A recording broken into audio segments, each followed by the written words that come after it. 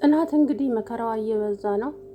የእውነት በጣም ነው የምታሳዝነው ማለት ነው። ትዝታም እንደሆ ፍቅሬ የሆነ ስልክ ሲያወራ ሰምታ ሽንት ቤት ውስጥ ገብቶ ስልክ እያወራ ነበረ።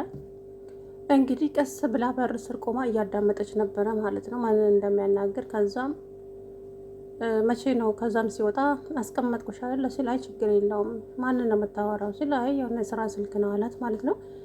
ከዛም አለች በልቧ ከዛ የኔ ፍቅር መቼ ነው የምንጋባው ታዲያ? አሁን ሁሉም ነገር እያለቀ ነው እንጋባለን፣ ግን ለምን ቸኮልክ ምናምን አለችው። በቃ እስከ መቼ ታዲያ ተራርቀን ምናምን አላት ማለት ነው። ከዛም ፍቅሬ እንግዲህ ሊሄድ ብሎ ወጣ። ቀስ ብላው ተከትላው ሄደች ማለት ነው። የት እንደሚገባ እንግዲህ እሱ የገባበት እህቱ ቤት ነው። ምክንያቱም እሱ የጽናት አጎት ነው። ስለዚህ ጽናት ማናት የጽናትን እናት ካየች እኔ ምን እንደምታደርጋት አላውቅም። እንግዲህ በር ላይ ቆማ ልክፈት እያለች ነበረ ማለት ነው። ከዛም እንግዲህ መስሪያ ቤት ሄዳ ቢሮ ውስጥ ቁጭ ብላ ምን ትሰሪያለሽ? ይሄ እኮ ድርጅት ያባየ ነው ስትላት፣ ኧረ እባክሽን ይሄ የራሴ ነው የኔም ድርጅት ነው ምናምን አለቻት። እንግዲህ ትዝታ ማናት ጽናት ውጪ ብትላትም አልወጣም አለች። ከዛ ጽናት ጥላት ወጣች ማለት ነው። አቢም እንግዲህ ይሄ ናሆም ማለት ነው ናሆም ተስፋዬ ራሱን ስሙን ቀይረው አቢ ያደረገ ማለት ነው። ስለዚህ ጽናትን ያፈቅራታል አቢ በነገራችን ላይ እና ትዝታ ደግሞ እሷ ጋር እንዳይቀርብ እሷ በጣም የሚወዳት ፍቅረኛ አላት። ስለዚህ ጽናት ላንተ አትሆንም ምን አገባሽ ስለ ራስሽ ህይወት ተወቂ ምናምን አላት ማለት ነው። እንግዲህ የምን ወረቀት እንደሚፈርም ባላውቅም ይሄ እዚህ ወረቀት ላይ አስፈርመው ይህንን ልጅን ነግሬሃለሁ ምናምን አለች። አባትየውን አስፈራራች ማለት ነው የአቢን አባት። እኔ የምን ፍርሚያ እንደሆነ አላውቅም። የእውነት እንግዲህ አቶ ግርማም እዛው ሐኪም ቤት ተኝተዋል።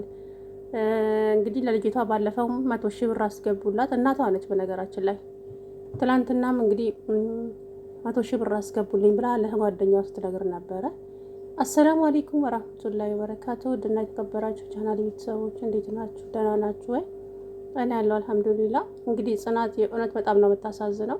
አንዳንድ ጊዜ ደስ ያለኝ ነገር ግን እናትየዋ በህይወት መኖሯ ግን አሁን እንዳትገላት ትዝታ ማለት ነውና እርግጠኛ ነኝ ትገላታለች። ማለትም ፍቅሬን መውጣቱን ጠብቃ እግሩን ጠብቃ ገብታ ታንቃታለች ብዬ አስባለሁ። ደግሞ የጽናት እናት ፓራላይዝ ናት፣ ችላ እንኳን አታመልጥም ማለት ነውና እቺ አረመኔ ናት፣ አረመኔ። ስለዚህ አሁን ለግርማ መታከሚያ ብር ኬት አምታ ነው ልወቀው ብቻ ይሄ ብር ኬት እንደሚመጣ ያንን ሰው ሲጥ አድርጌ ከገደልኩኝ በኋላ ከዛ በኋላ ጽናትን እዚች መዳፌ ውስጥ ነው ማስቀምጣት።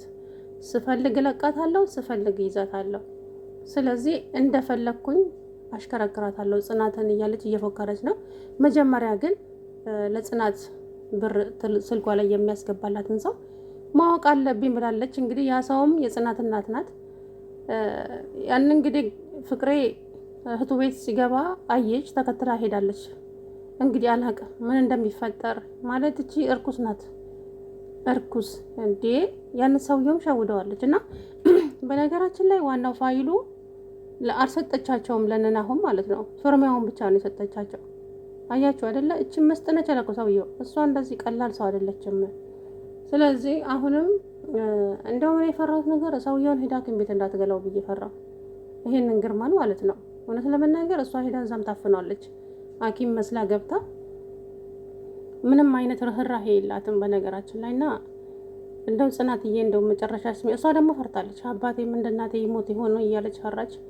እውነት ግርማ ከሞተም ጽናት ህይወቷ ይበላሻል። በጣም ነው የምትጫወትባት እቺ ጽናት ማለት ነው። እንግዲህ እናትየዋ የሆነ መላክ አልፈጠረች በስተቀር እኔ አላውቅም። አሁን እኮ ችግሩ ሁሉ ነገር በስሟ መሆኑ ነው። ቤቱ፣ ድርጅቱ እንደው ሰውየውስ ምን ነክቶት ነው ግን? ኧረ እንደው የፈለገ ነገር ቢሆን ልጅ እያለ በሚስት ምን ቆረጠኝና ነው እንዴ?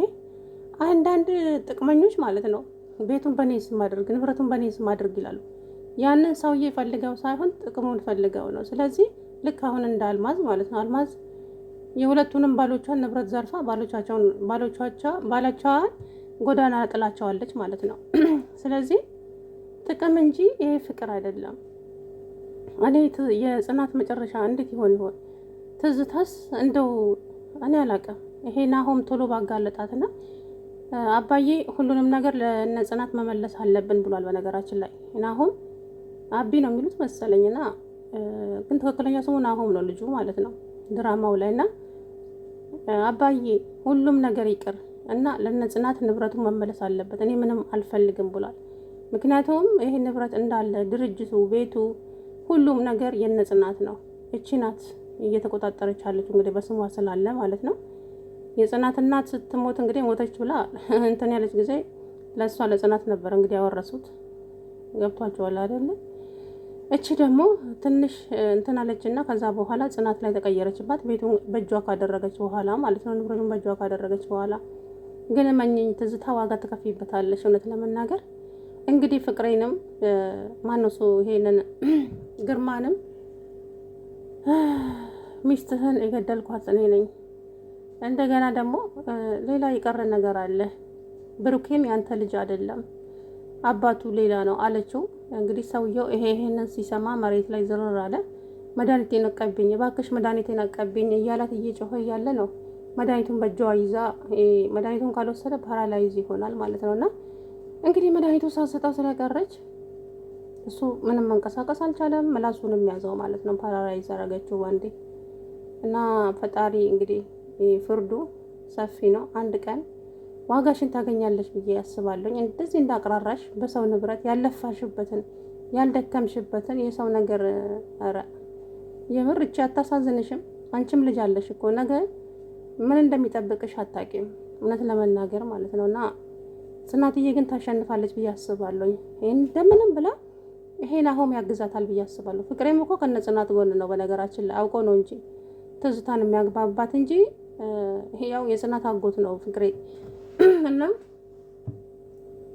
ናሆም ከዚች ከልጅቷ ጎን ነው ከተበዳዋ ጎን ስለሆነ እርግጠኛ ነኝ በቅርቡ ንብረቷን ታስመልሳለች ብዬ አስባለሁ ጽናት። እዛ ላይ እናቷም አለች። እናቷ ለመሞቷ ደስ ብሎኛል። ግን እስካሁን እንግዲህ ጽናት እናቷ በህይወት መኖሯን አታውቅም። ሲጀመር እኮ እሷን ኮማ ውስጥ አስገብተዋት ነው እኮ አለች። ኮማ ውስጥ አስገብተውኝ ከኮማ ስነቃ ነው አለች ራሴን ፓራላይዞኝ ያየሁት። ከዛ ምን እንዳደረገቻት እንዴት እንደሆነች ሁሉ እያንዳንዱ ነገር ታስታውሳለች ማለት ነውና ጽናት ትዝታ ከባድ ሰው ናት።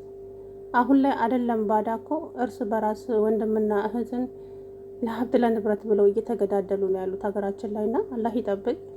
ዘላለም የሚኖሩ ይመስል እዚች ዱንያ ላይ እንግዲህ ጽናት ታሸንፋለች ብዬ አስባለሁ። ታሸንፋለችም ደግሞ ምክንያቱም ፈጣሪም እኮ ከተበዳይ ጎን ነው የሚቆመው፣ ከወንጀለኛ ጎን አይቆምም መቼም ቢሆን።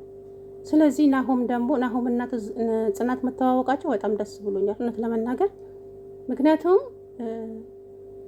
ያግዛታል። ገብቷቸዋል አይደለ? ትዝታ ምንሽ ነች ሲላት እንጀራ እናቴ ነች። ከዛ ደነገጠ ማለት ነው።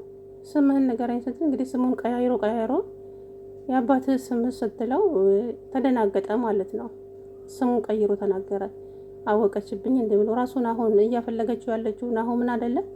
ስለዚህ እንግዲህ ናሆም ያግዛታል ብዬ አስባለሁ። በቅርቡ እንግዲህ ታስመልሳለች።